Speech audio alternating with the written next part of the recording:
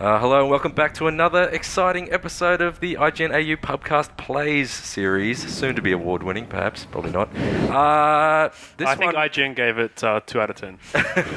Just letting This you know. one is an extra special edition because not only are we playing a game that's actually good for a change, but we're also joined by one of the creators of it. Well, two of them, but only one of them will be speaking. But before we intro him, it's Tristan Ogilvy here, joining me Luke Riley, Hey. Jem Gold, Hello.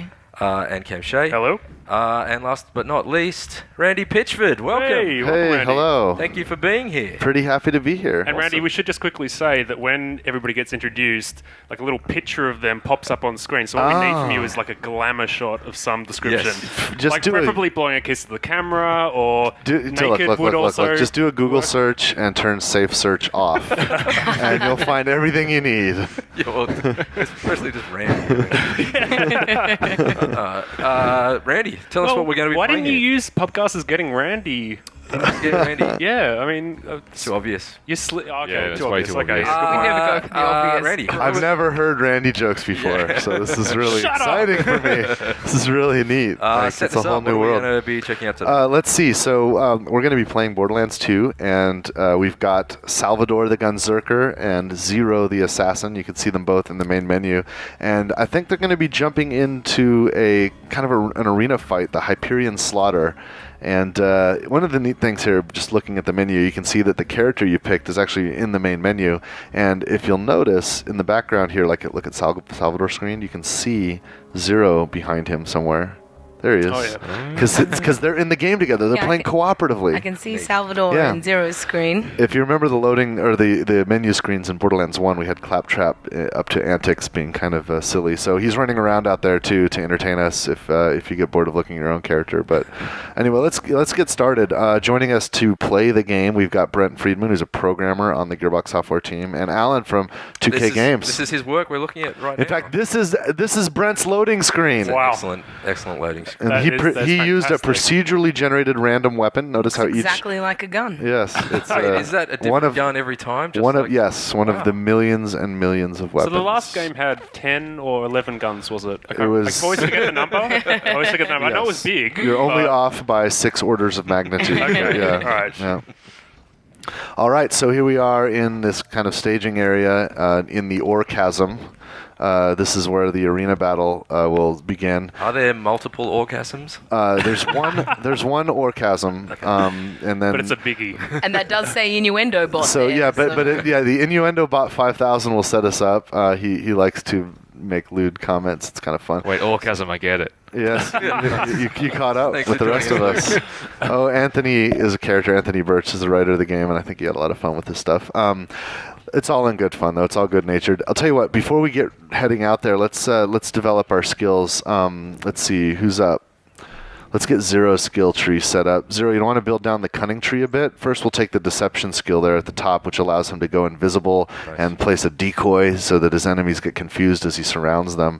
And the cunning tree is really a ninja tree, so there's lots of cool skills there that allow him to kind of do ninja-like things. The other trees are bloodshed and sniping, which sniping kind of speaks for itself. I think cunning is a great place to start. If we run into any trouble, we can think about respecking later. So let's watch Brent make his choices. Marked for death would be good since we're playing co-op. If you mark an enemy, it will also allow allies to do more damage to Right. the enemy. Assassin's definitely one of the most interesting classes, I think, just because it's so skill-based. He's really I like cool. the emphasis on critical hits, and I like, just how tactical you need to be. There's a lot of that, but I think what's really neat about him is how wild and diverse the different trees are. For example, the bloodshed tree tends to focus on using his melee weapon, his sword, Right. on being up close, whereas the sniping tree is the exact opposite of Yep. that. And look at that. Every time you fire a gun, you have a chance to fire twice. So 6% of the time, he's going to throw off two rounds with one trigger pull, which is pretty effective for your throughput. But if you want the best throughput, you want to look at Salvador the Gunzerker. He's really built for damage, especially at range. What do you think? You're going to go Gunlust? You're going to go Rampage? Or are you going to go Brawn Tree? It's up to you, Alan. Let's see what you do. Don't take too long to make a choice. I mean, the menus are fabulous, but Isn't it cool? I kind of Yeah. want to kill some stuff right now. Jason Shields and Leo Sieben and other guys on the Charles helped a lot with the really kind of 3D effect of the UI. It's really slick. Yeah. I really like it. Yeah, they knocked it out of the park for sure. And so, actually, just while we're on this menu screen, and speaking of the guns, is it? I noticed in some of the marketing materials you're saying that there's a bazillion guns. Has that been verified? Or They're still working on that. You know, still counting? I'll tell you, the, I think at Googleplex. it was would be about. impressive. It was actually only about 2 months ago that the Guinness Book of World Records awarded Borderlands with the most guns ever in a video game. I don't want to poo-poo And- that achievement, but they make up that.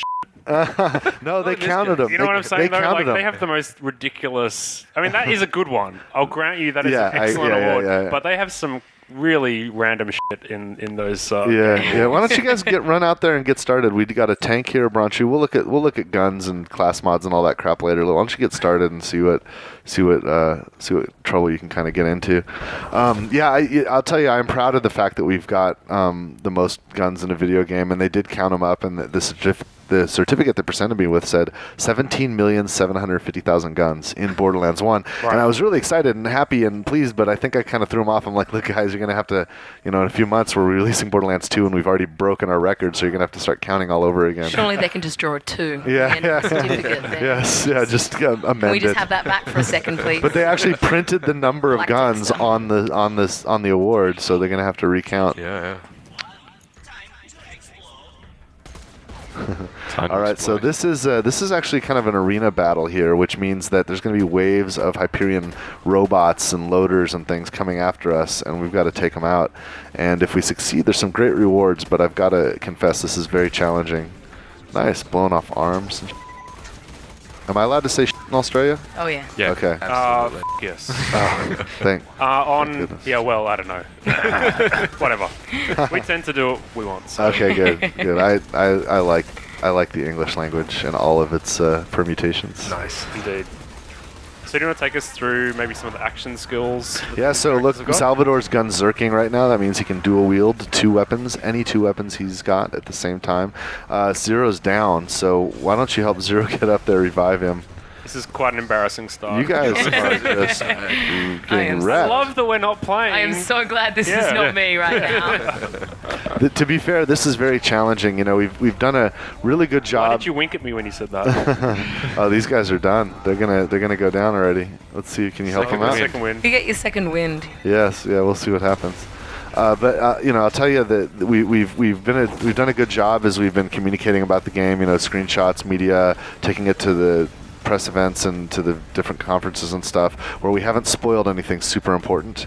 Right. And I think that's really good because I think a lot of people are waiting for this. So this, in that vein, we're bringing this arena thing here to show you, which is awesome, but non-critical. It's a side quest. These are kind of optional objectives. Just fun things to do off to the side. Dude, you guys suck. You're getting your asses handed to you. We're going to have to change builds here in a moment. Maybe respec or something, because this is... gets I think better. what they're missing is that what you do is you point the gun at things, Yeah. and then you press the trigger, and then the things go down. I think maybe you should try that approach. I know that it's radical, but just, have a think. Yeah. The other thing too that I wanted to mention is we've gotten some criticism. I don't know if I'd say criticism, but because a lot of the things when we take the game out to demo, we want everybody to really have a good time and not really worried about difficulty. So the stuff that we've kind of shared has been pretty easy. So this kind of doesn't pull any punches. There's a lot of range of difficulty in the game, from the really easy, kind of fun, kind of loose stuff that just lets you explore the game to things that are extremely challenging that demand the best from the players, so that but there's great rewards. So how many difficulty levels do you have, and is it like a scenario where the aim is to play through and then start a plus game on a higher difficulty level, or? You can do that. In fact, most people, when they finish the storyline for the first time, they are typically around levels 30 to 35, and the level cap at launch is level 50. Yep. So, starting a second playthrough is a great way to not only get more experience and level up, but also to get some incredible gear, which is really rewarding. And also check out the different skill trees. Yeah, you can build other characters if you want. There's a new system actually called the Badass Rank system, which allows you to, it gives you stat bonuses for leveling up your player profile. So you as a player level up, not just your character, and that means if you play other characters, you're going to get some benefits of those stat increases. So these guys died. I think what you guys should do is try some different loadouts. Let's actually go back to the room in there, and let's look at what kind of gear these characters have on them. Maybe we can make some better choices. Gear is really important when we're playing the game. So if you see here, this is the loadout screen. Kind of shows what's in your backpack, shows what's on your body. Zero, what kind of shield? What kind of stuff do you got on you? So you've got a really basic white leaden shield. White is the most common kind of shield. What other kind of shields are in your backpack? Let's get something better. An adaptive shield, that's already has a better recharge delay. It also increases max health and includes some elemental resistance. Doesn't quite have the capacity of the recharge rate, though, as your current shield. So let's see what else you got. That's pretty neat. Immunity to corrosive damage. I don't know, are you guys dealing with a lot of corrosive damage? Maybe we'll skip that one. A Malleon, which releases a corrosive nova. That seems pretty exciting. What else you got? An explosive Nova Blast, too. These are both really great shields.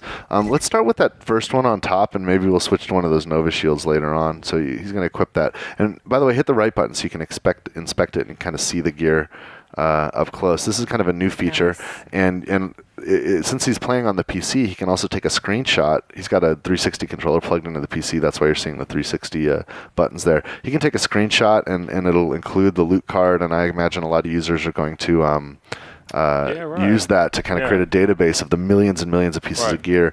Go ahead and back out and let's see what else you got. Let's look at class mods and things. What do we got here? Pokemon cards. So, what class mod did you start with? Minus 15 minutes to Pokemon. Plus 3 fearless, team critical damage. Not bad. That's a nice rare or uncommon class mod. Let's see what else you got. Sure shot's pretty good. More team accuracy, a lot of precision. Oh, this could be useful for survivability. Even though it's white, it's got a reload speed and shield capacity increase. What's the last one you've got there? Action skill cooldown. Wow, that's like that's pretty badass. Every time you use your action skill, you've got to wait before you can use it again. So this will really improve that. Let's go ahead and try the augmented shield capacity one because you guys need more survivability for sure. So we'll equip that. And do you have any relics? Did you do relics? Just reload speed. All right, that's fine.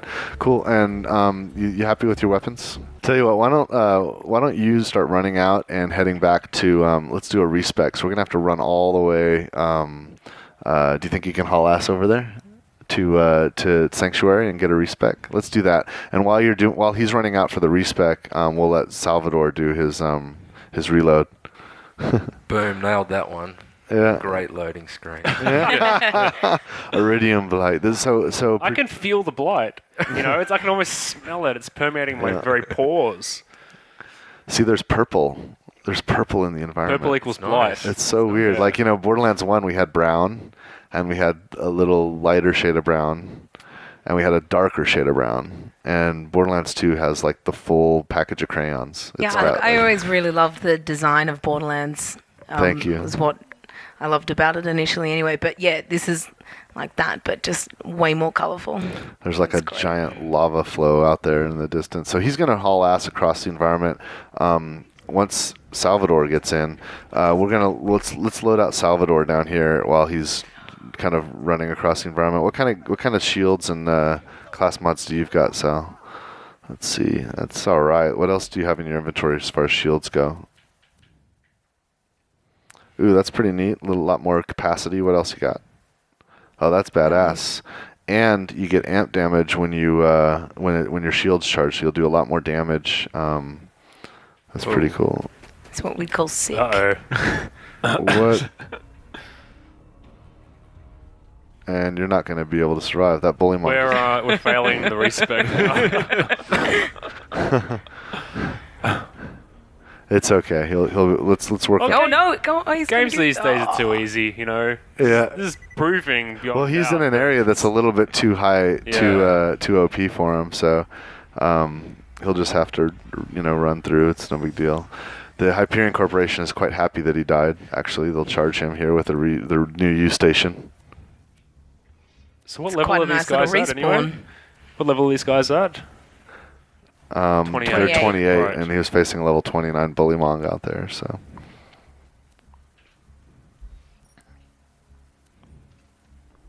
So why don't you just fast travel to Sanctuary, and then he's going to fast travel right now. So you ready for the travel in 2, 1.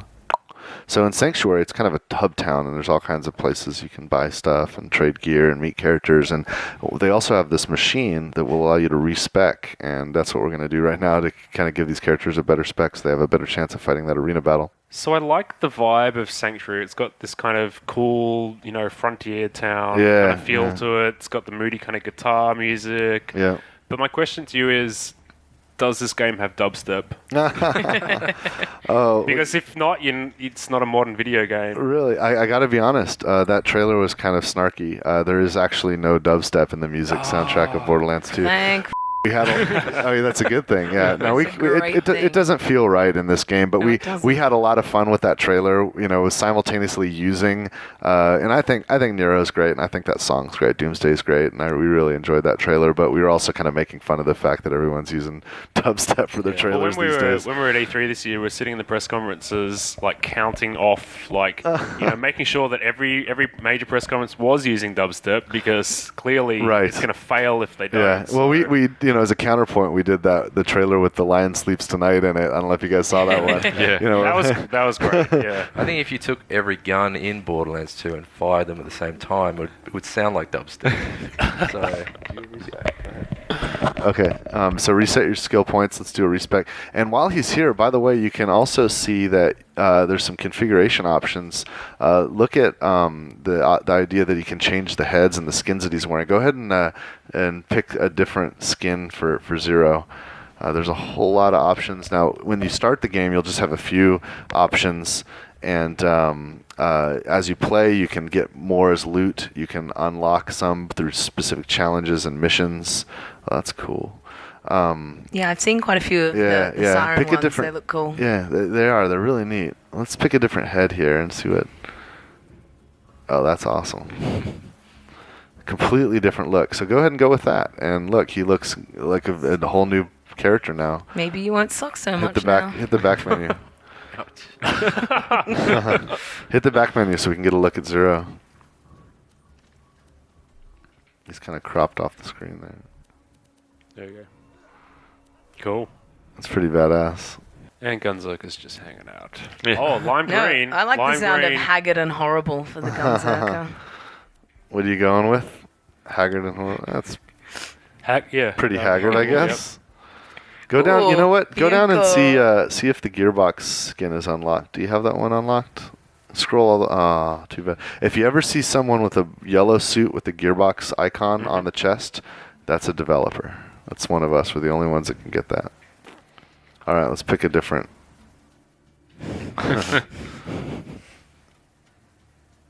That's pretty cool. Breaking bold. Go with There we go. Porco Rosso, man. Yes. The Baron. Yes, it's All the right. only choice. Really. And you'll unlock a lot of different heads and skins in the game as you play it, and actually some rewards, like if you've played Borderlands 1, you'll find that you'll get a free. Go ahead, fast travel through. You'll find that you'll get a free skin and head for each character class that's unlocked if you've played Borderlands 1. Also, if you pre-order the game, I think we've got another. Actually, no, it's not with pre-orders. It's with the limited editions. That's right. If you get the limited edition set, either the Vault Hunters edition or the Ultimate Loot Chest, you'll get a custom exclusive head and skin for each character. And there's going to be some other ways that we'll get them out down the road. Look at this TDR gun down here on the load screen. It's got a blade on it. That's It's awesome. pretty awesome. All right, you want to get a vehicle and drive back to the slaughter? The slaughter, aptly named. Yeah. Guys. All right. Are there This is a many- neat technical that 4 people can ride in together. And in fact, Salvador's just riding in the back there, just shoot his guns. You can also kind of use the turret if you wanted to. Are there many new vehicles in the game, Randy? Yeah, what's that? Are there many new vehicles? Well, this is a new vehicle right here. Look at that. This is you've never seen this before.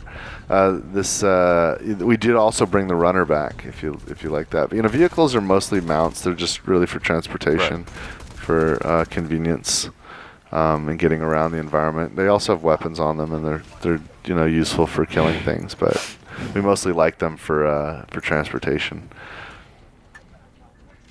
All right, we're gonna go back to the orgasm and see if these guys can do more damage now that they've respect and they've got more badass skins on. It's gonna be really awkward if they can't. What kind of spec do you want there? Gonna go bloodshed this time, maybe?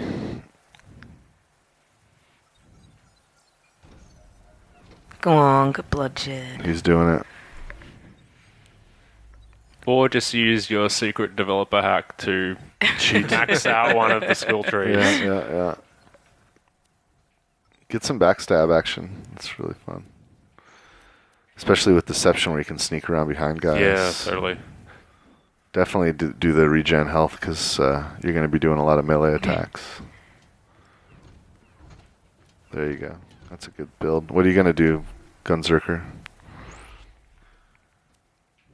And I guess the other question is, how can these two classes kind of work as a team? Because if you've got the Siren in the mix, then you're using Phase Lock to hold enemies up, and then Gunzerker could just go. Yeah, Gunzerker and Zero is a really interesting combination because they both have the possibility for throughput. But what's neat is that it's really about trading off aggro, right? Like if the Salvador's getting a lot of attention and he's starting to get weak, the Zero, the assassin, can use the deception skill, which creates a decoy, which tends to attract the attention of the enemies, while Zero himself is invisible and kind of slip away.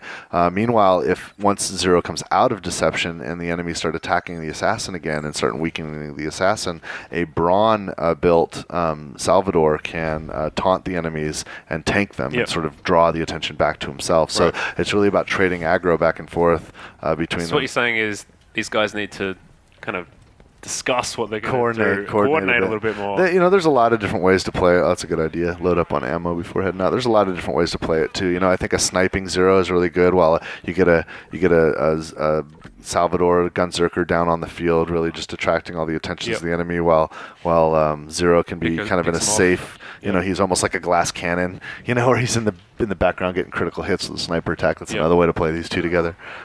There's a throughput version of Salvador. I didn't see how he just built himself, but it's really about keeping your rate of fire up and doing a hell of a lot of damage. So that's one where you keep him in the back and you kind of let Zero kind of kite the enemies around by zipping around really fast using deception. We'll see how they play it. These guys are both noobs, so I don't expect them to survive one. To be fair, this is a really challenging fight, and they're not really OP for it. You could level up and come back here and make it a little easier for yourself. I got a good feeling about it. See, Innuendo Bot, prepare to be penetrated with bullets. He's really... It's good, because we're all 12. So Yeah. we find that funny. How many rounds are there? 3 waves, multiple rounds. 3 waves in this round. Next wave has 4. Right. Okay, so he's right off to his deception. Look at that melee hit. And Zero's in trouble. Every melee hit gets you health back. Remember that. Look at that grenade he's placed. Pretty awesome. It's like creating like a flame turret.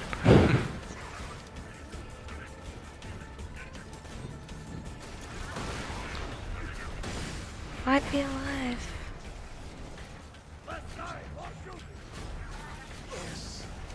There we go. So good.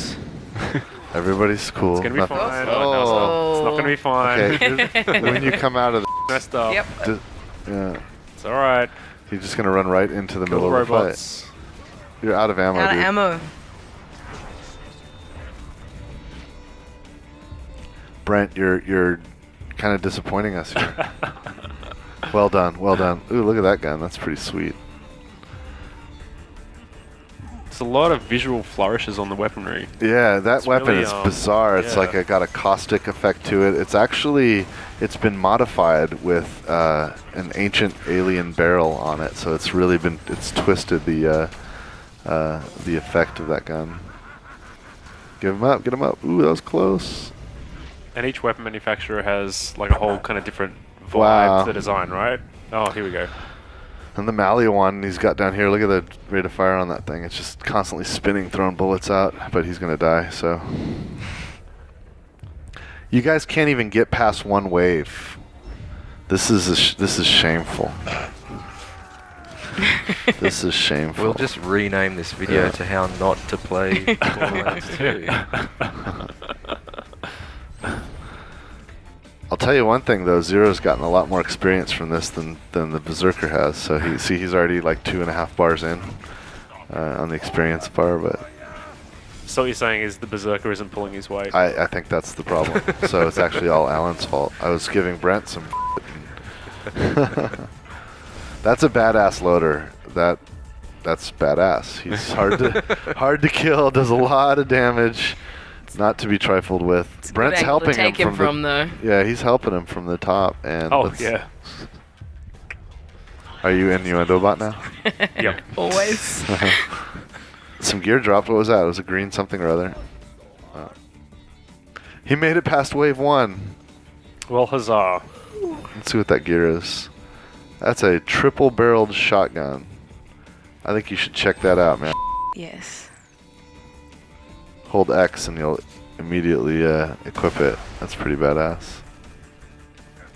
It's a TDR too, which means it's a disposable weapon. You don't ever reload a TDR. You just sort of throw it away and destruct a new one. Oh, he's dual wielding. Oh my God! Just go right in there. Run right into the fire. Just gives a.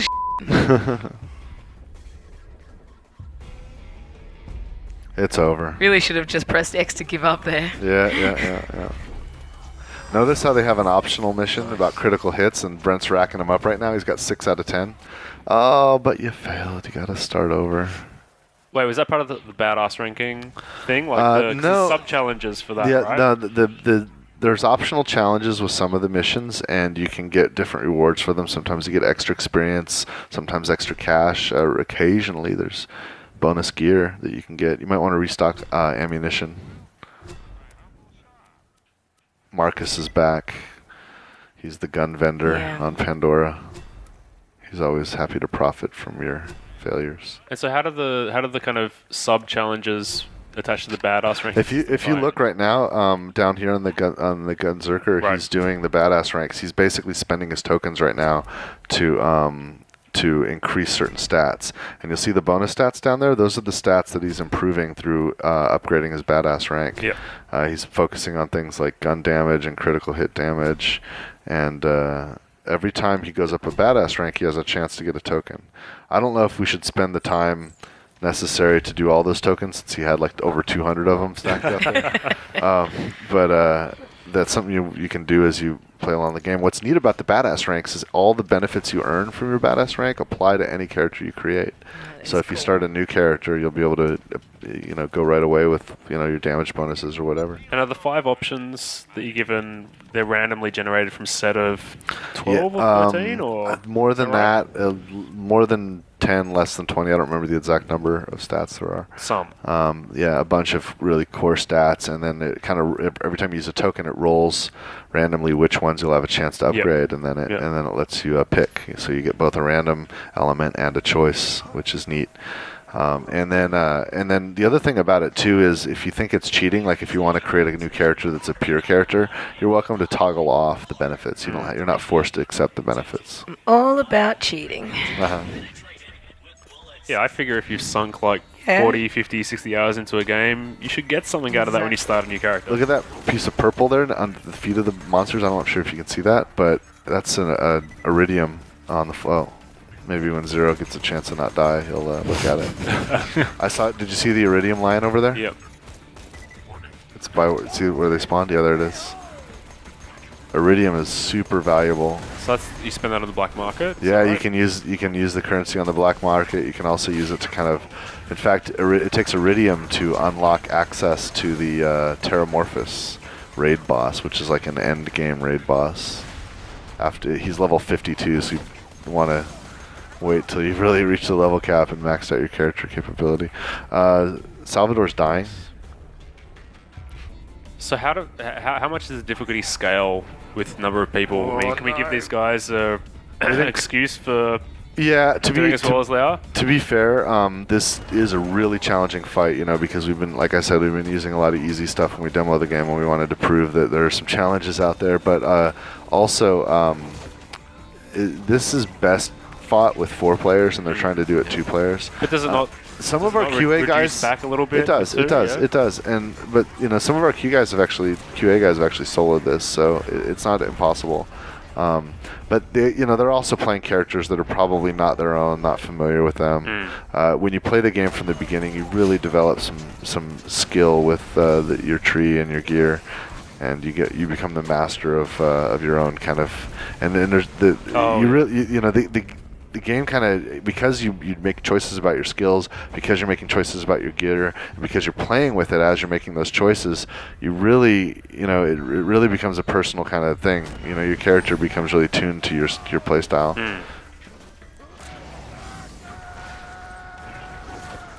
So if you're going to play to just kind of unwind, chill out, enjoy yourself, what character would you go with, and what build would you go with? Well, I mean, chill. What do you mean chill? I don't know, development's over, you're done with the game, you just want to play it and enjoy it. I can tell you what I've been doing. I mean, I enjoy all of it, but I've spent most of the development of the game playing Salvador, and then once the guys got the assassin going, because there was a moment where Jonathan and Paul's the creative director. Jonathan designed most of the skills for the characters.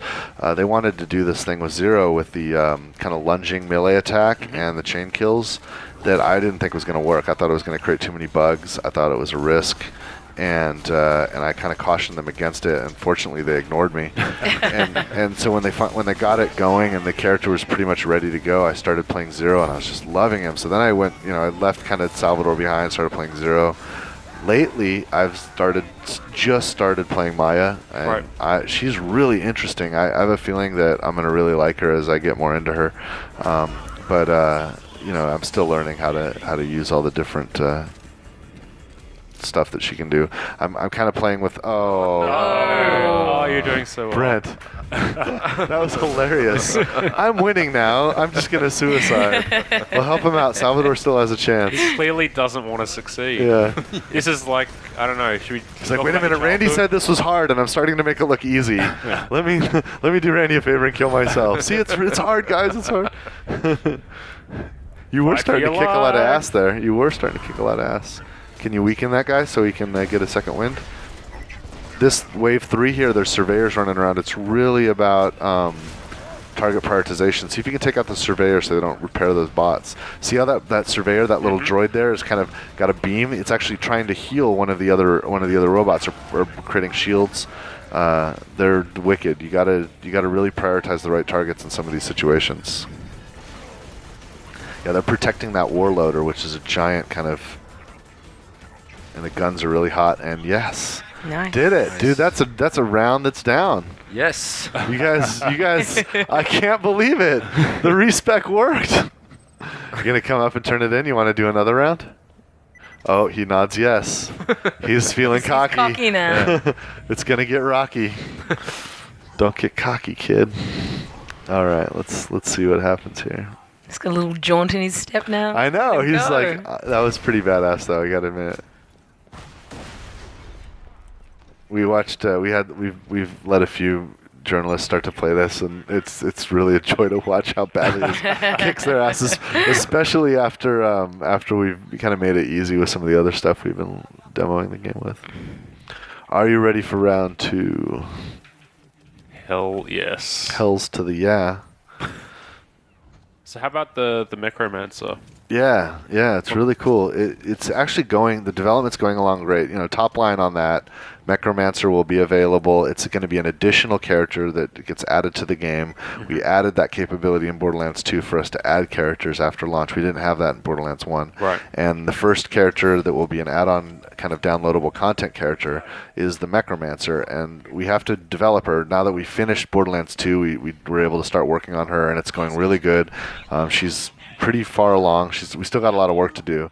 I promised that we would have her available about 60 to 90 days after the game launches, but it's going really good. I think we're actually, I don't want to be burned by this, but I think we're going to beat even the 60-day promise. I think we're actually going to get it out sooner than that. Yeah, cool. And I'm really hoping that development keeps going at the pace that it's going at so that it can come out as soon as possible. So what's her action skill? How does she kind of fit flavor-wise? She is a Mechromancer, so she is a master of robotics and technology, and she's created a pet robot that she calls Death Trap, and it's this monstrous, horrible thing that can just, chop up its enemies into little bits.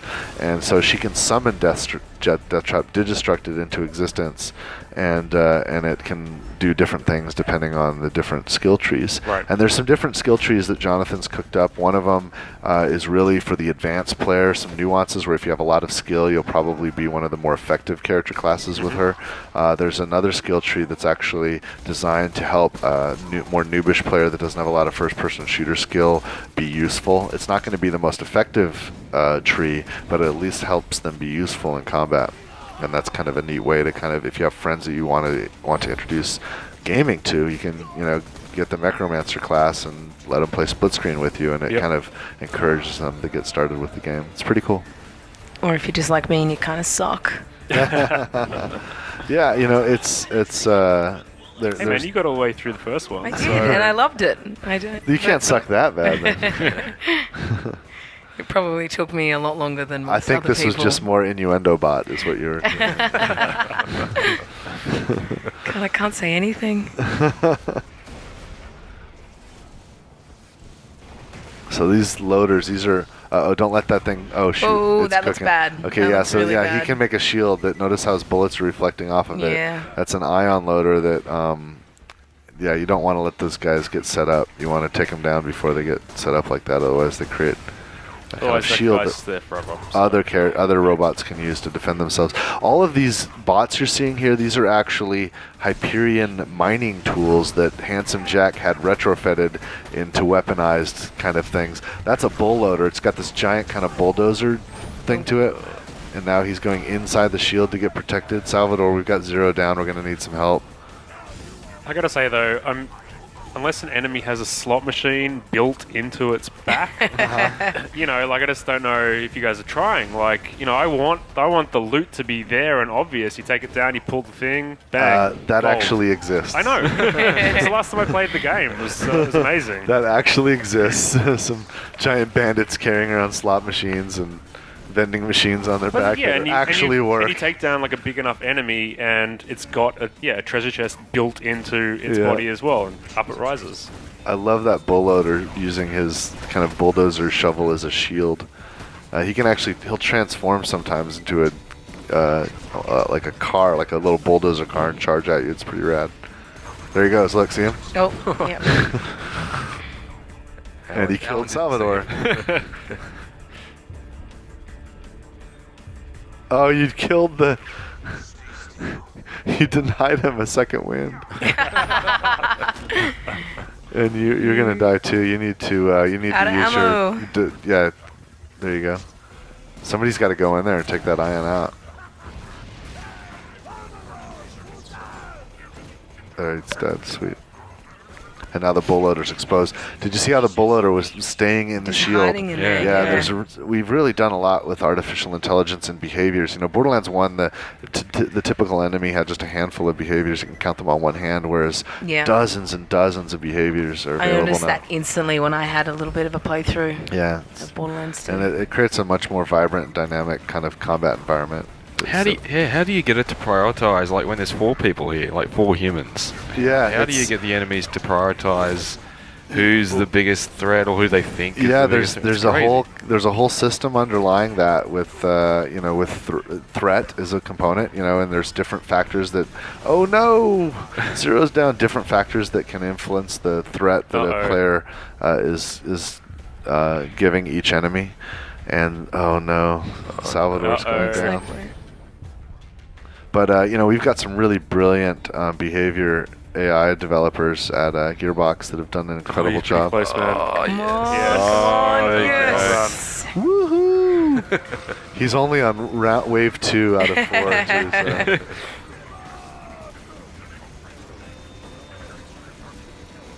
Alan's proud of himself. He's surviving. Oh, we got some snipe support here. Don't you wish you were Sniper Tree? Yeah, if Zero is in a Sniper Tree right now, he could use his deception skill to see the critical spots on the enemies and get some bonuses for critical hits. There's even a skill where every time you get a critical hit, you'll get a stack of a buff, which will really amplify your critical damage and your regular damage. And if you keep getting critical hits without missing, you'll continue to stack that buff. And you can stack that buff up to 999 times. And when you do, you're just like incredible. You'll one-shot anything in the game, but you can't miss a critical hit if you're going to keep it. Go back and buy more ammo, dude. Salvador, you're going to have to survive for a little while on your own. Oh, it's not going to happen. That's not, yeah, it's not a thing. There's a warloader there. Oh, there we go. Yes. No. One of the neat things about the game is, in addition to all the great adventures and story and the mission quests that are part of the core narrative that you'll have, you do have these kind of alternate little kind of gameplay loops that you can do, whether it's a raid boss or an arena fight, that can really turn Borderlands into a hobby, and you can come into these kind of arenas and fight them over and over again, and it's a lot of fun. But a lot of the the main the other reason why we wanted to show this too, in addition to exposing how challenging it is, but we've been really careful not to spoil anything really important in all of the media we've done so far, and I think I like that. I think that the people that are the most hardcore fans of Borderlands that really kind of want that unspoiled introduction to Borderlands 2 are going to appreciate the fact that we haven't ruined anything for them. So how randomized are the enemies in this arena in each wave? I think there's a class and a type of range that can appear in each wave, but there is some randomization. We'll see. We're going to do these 2 waves over again, so you'll see some of the same types of enemies, but where they spawn from and the exact variants aren't is perfectly clear. Yeah, I mean you were talking Here about they come like jetting in. the sophistication of the AI, but there's a lot of enemy variety too. Yeah, you got kind of like flame variants of enemies and bigger, like badass ones, and standard size ones. That's right. And amazing amount of variety. I mean, hundreds and hundreds and hundreds of enemies in Borderlands 2. Did you get it? It's called an EXP loader, an exploder, and it just kind of runs at you and blows up. I see what you did there. Yeah. I think that might have been Jeremy's idea. I don't remember. Somebody clever came up with that. Jeremy Cook is the art director on Borderlands 2. Really brilliant guy. Oh, nice. Some melee strike. Got a lot of health back from that because of his spec. Don't let that exploder get near you. Get the hell away. Well done. So what was the thinking behind adding slag in to this game? Because I think it's kind of a valuable element to have. It is. It kind of creates a new tactical layer, right? Like, the elemental effects are really fun. But when you put a slag effect on an enemy, what it does is it increases the amount of damage that enemy takes by other effects. So it kind of allows for combinations. It definitely is fun in co-op. It's also perfect for co-op. Yeah, it's also great for the Gunzerker. Imagine a dual wielding where one weapon is a slag weapon and the other weapon stacks some other kind of elemental effect. Yep. And it really just kind of adds a whole new tactical element to the game, and we'll find some industrious players min-maxing the heck out of the game by using and exploiting the slag effects. Maya actually has some really awesome capabilities in some of her skill trees to put slag effects on the enemy, and I think it really all started with her, and then we started adding them to weapons and some other things to kind of let other players enjoy the slag effect. Enjoy the slag effect. Yeah. That should be the tagline for the game. Borderlands 2. This ion loader's getting set up. Okay, so now that's a problem. Now it's kind of a home or a base. band name, Slag Effect. That is a good band name. So Slag Effect 3. Although, Handsome Jack and the Slag Effects. I think would probably be... Not I bad. do like that. Just say at this point in the development of the original Borderlands, do you think you could have seen yourself at this point now, like with such a hugely anticipated sequel after? Oh man, I gotta tell you, it's really a weird spot to be in. I'm so used to, especially like when we like, when we were making Borderlands, we took such a big risk with it. And Yeah. even when we created the Brothers in Arms series, we really kind of went off the beaten path of what folks expect from a war game. We really took that subject matter with a lot of deference and a lot of authenticity. And usually the world I'm in is one where I have to scream from the tallest mountain just to get any amount of attention. Yeah. And now, and especially with Borderlands, I mean, everybody thought we were crazy. They were telling us it wasn't going to work. Some folks predicted it was going to fail. And of course we believed in it. That's why we did it, But to be in this spot, I don't know. I'm kind of head down. We're just kind of focusing on trying to entertain people. But it feels really cool to know that even before you exist, that there's a lot of folks that are anticipating and looking forward to it. And but ultimately, we just try to focus on creating the entertainment and letting our games kind of speak for us. So. I hope everyone has a great time. We've certainly worked our asses off, probably put more than twice the amount of energy into Borderlands 2 that we did into Borderlands 1, and I think it's paid off. I think it's the best game we've ever made. Well, it's no Hell's Highway. I mean, Hell's Highway. I really like that. Thank you. We really liked it too. It's no Drive to San Francisco. I mean, I know that wasn't made by you guys, but no, Hell's Highway was, that was a different kind of passion behind that, and I really love the everything we've done with that series, and kind of look forward to spending more time with Sergeant Baker and his guys and doing more with the Brothers in Arms franchise. I mean, this looks almost as good as Hell's Highway. But don't get me wrong. Don't get me wrong. Thank you. Thank you. That was. I don't know if you're snarky. Backhanded compliment. I don't know if you're snarky or not. Step down from Hell's Highway. No, personally, I really... No, but nobody knows how much I love Hell's Highway, right? Thank you. Totally different art direction, totally different intent. But I think you're going to be pretty pleased then if you like Hell's Highway with some things we're going to be doing down the road.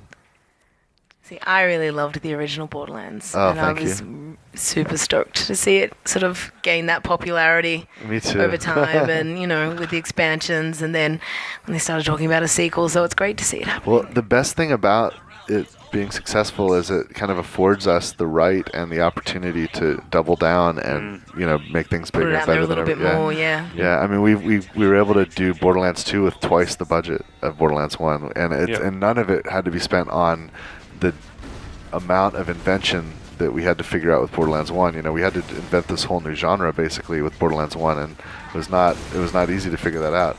Oh, really good idea. Look at that. He's using this. Oh, now you're in trouble. Speaking of creating new genres, I mean, you were recently quoted or misquoted, I don't know, about saying how you were surprised no one's copied the Borderlands formula. Yeah. And I went on to the Zynga website. Even they haven't copied it. Oh, what the hell? Wait, Zynga, no. Gameloft, no. I was expecting Gunville or something. But so, like... That's because the game doesn't milk people with microtransactions. Yeah. If it did that, I guarantee you that it'd already been on it. Sure every time you want to pick up loot, you need to. Yeah, if we charged you every time you had a gun drop, that would have then Zynga would have been on it. I don't have the energy to pick up this gun. I have heard some rumors that there is at least one major publisher that is involved in an effort that they are calling internally what they hope will be a Borderlands killer, and that's kind of like the mandate for their project, and it is. It's very flattering. I'm kind of excited. And to you're see just how like, that well, turns as out. long as it's nowhere near the release of Borderlands 2, good luck with that. Yeah. Well, they're gonna.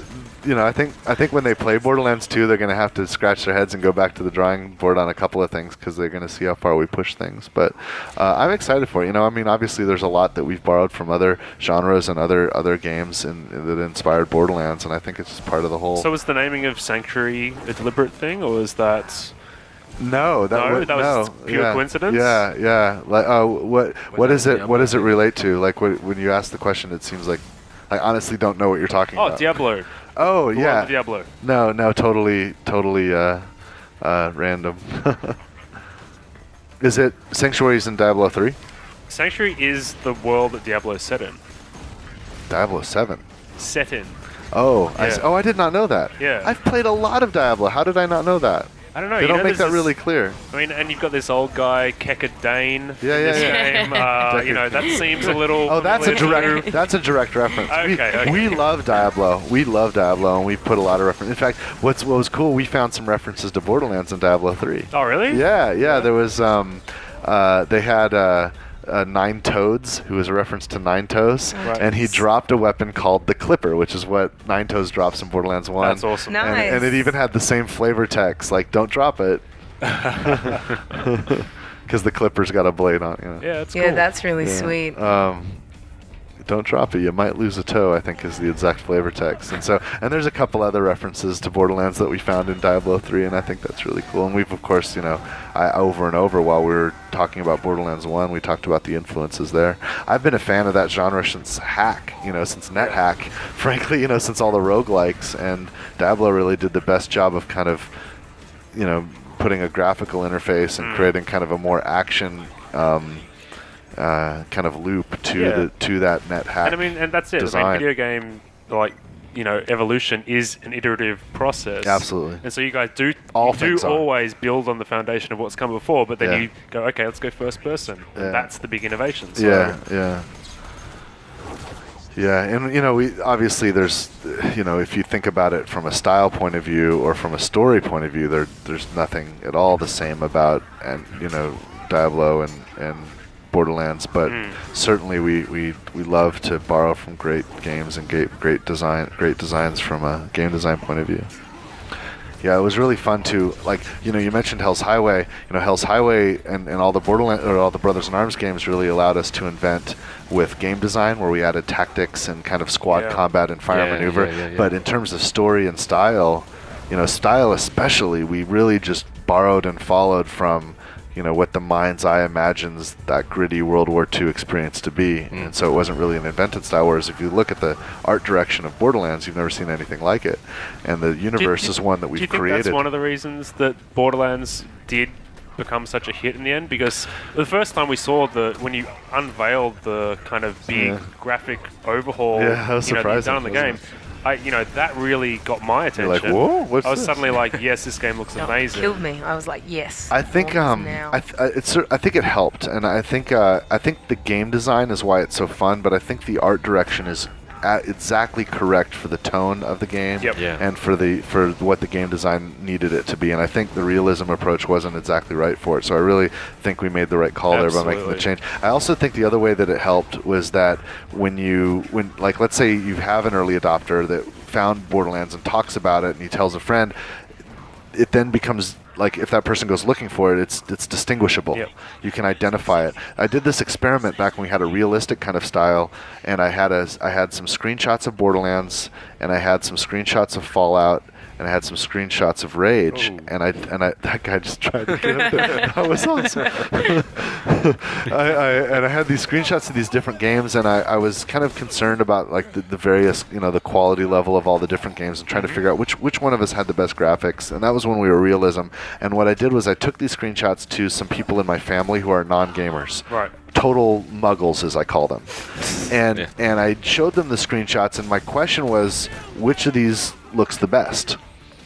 And what I didn't realize is that when they looked at the different games, they weren't looking at them as different games. They looked at all these screenshots and they thought that they all came from the same game. Yep. They did not realize that I was showing them screenshots from 3 different games, and that's when I kind of felt like, oh man, we got to do something here, And when Brian and the guys really just, pushed us into this radical overhaul of the look, a part of me was terrified at the implications of the production cost, because you gotta. It was pretty late in the day. It was very late. It was not. It was an expensive decision. Let me say that it was not a cheap decision to make, but I was grateful for what it meant for the look and feel. It's of just the game. so much cooler, honestly. Thank you. Really. I'll pass that along to the artist that really drove that decision. Ultimately, I'm accountable for the decision, and I made it eyes wide open. But I didn't create the art direction. I was fortunate enough to be on a team of people that care so much that they brought it forward and kind of said, "This is what we need to do." And so that was one really big change. But another kind of change across from Borderlands 1 through the expansion packs to this game is kind of the... Dude, you guys just did round 2. Sorry. Oh, really? I'm sorry. They succeeded. Holy crap.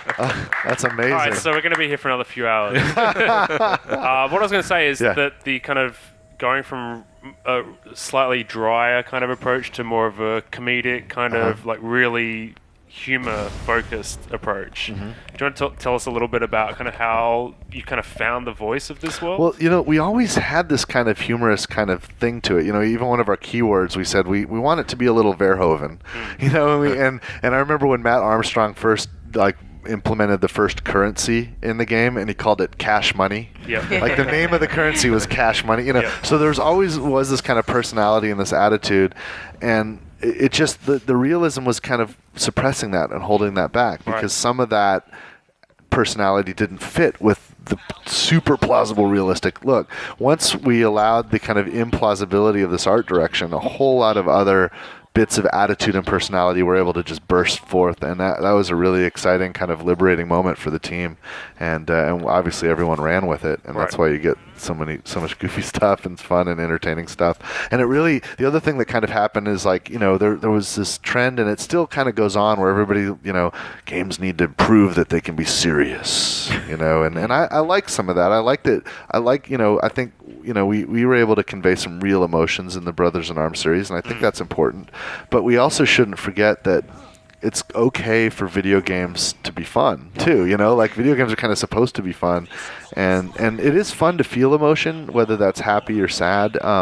But there's a whole range of emotions, and it's not there's not just one holy grail, which is about I'm going to make a player cry. I think that's a noble goal, but let's also make them laugh and make them smile. And well, funnily enough, these guys were crying earlier on after their third attempt at round one.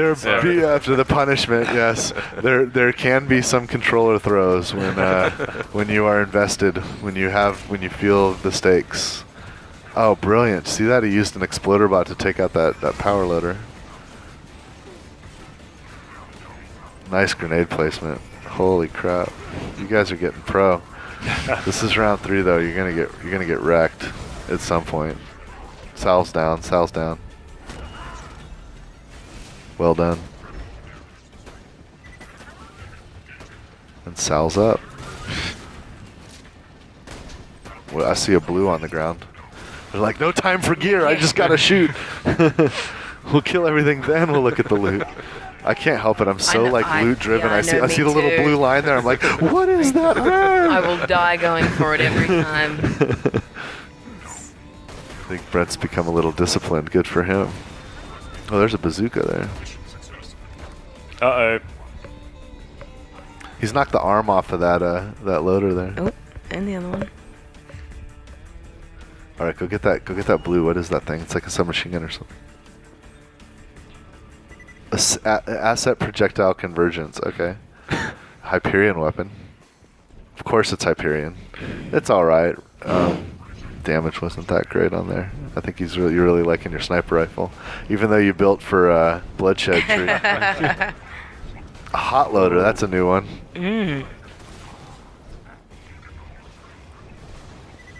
He's shooting flaming balls at you.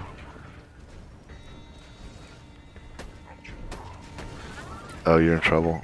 If you get 2 more crits, you'll be okay. Oh, Sal just ganked you. Dude, come on. Okay, he's reviving you. He's making up for his transgression. And about to die. Probably just so he can kill him. Oh, and he killed himself doing it. Deception. So Deception before you start. Cool. Now do it. See, recovering a guy during deception is like one of the greatest advanced strategies. That's champagne Borderlands. There's something flying over your head. Oh, what's all that purple shit? What is that? Somebody's raining artillery from the side there. He's like, can't look now. Gotta get a second wind. Nice. Did it.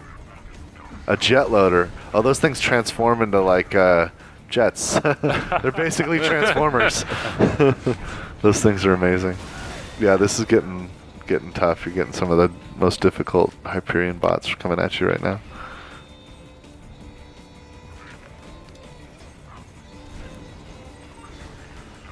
And our assassin is on Rocket pods 49. incoming. Look, see it transform? Isn't that amazing? Ruben and his team are just gods, in my opinion. The fact that Ruben's one of the guys that leads the group that does all the enemy variants, and they dream up a lot of the stuff, and they get all the animations and behaviors in there, and that's just freaking cool. Uh-oh. See that grenade icon over his head? Yep. Yeah, the bots kind of emote too. You can also see, like, if you ever see a wrench over their head, that means they're calling for help, and other surveyors will come by and. What I do like about Borderlands over other shooters, though, is that I always have this issue with assumed knowledge of guns in games. Okay. Like, I don't know what guns are, and so I don't know what they do. It's like MP what? Yeah, so I love that in Borderlands it lays it out really clearly for you. Yeah. Is this better? Do I like this more? That process took so long. Matt Armstrong and the guys committed so much to that process of communication. And, there was a time when there were like 40 stat. It was like super complicated, and trying to decide what to show and what not to show and how to outline it. Like, they really went over that over and over and iterated that over and over and really perfected it in Borderlands 2. Yeah, it's just enough information to let you make that decision right there. Yeah. It's a genre that you inevitably spend time in your inventory screen. Yep. But you want to minimize that. You want to make it as obvious as you possibly can. Oh, I saw that coming too. Oh dear. You guys are in trouble. Somebody needs a second wind. It's doable. It's definitely doable. Hopefully it's Zero, because he's got... Nice. Okay, get Sal up. And Deception, perfect. Nice. Oh no, those are RPGs! Wow. Too close. That was quick. Well, Perhaps we should. it was valiant effort. I got a quick logistical question. Maybe you guys can get round 3 some other time. Go ahead, hit your logistical On the question. cover of the first Borderlands, you had the guy with his fingers up to his head, blowing his. I don't know where brains this out. is going. Yes. And the second one, you had 2 hands. Yes. Where do you go from there? Well, There's only one. You add a third You gotta arm? bring out your third hand for Borderlands 3. We're actually going to skip Borderlands 3 and go straight to Borderlands 4, and then we'll That just have makes 2 sense. characters, and it Yeah, all yeah. sorts itself out. Okay, Yeah. I was concerned there couldn't be a third. Yeah. okay, I It's get going to be hard. We call that the blood moose because, like, the art coming out of it's almost like blood, like horns of a moose. All right, guys, you have a good time. You guys ready to call it a night? Man, All right. fantastic. Good. Next time you guys can do round 4 or round 3 for us. But I was impressed you made it that far. Next time you guys frankly, can commentate and we'll play and make fun of them. Yeah, exactly. Because I can guarantee I wouldn't have done as well as No. they did. I'm so. quite impressed. I'm surprised they made it to round 3. Actually, that was pretty good. Pretty good. So- All right. Well, thanks for watching, and I hope everybody enjoys Borderlands thanks for 2 when coming it in, comes Randy. out in September 21st. And that was just 1 hour out of a possible bazillion hours of gameplay. Bazillion hours. Yeah, right on. Awesome. Yeah, thank you very much, Randy. Yeah, That was cheers. excellent. Cheers. Yeah, we'll see you same time next week. Absolutely. Maybe not. This is a long way away. I'm moving in, right? I'm part of the show now permanently. Have a good one, guys. Thanks, y'all.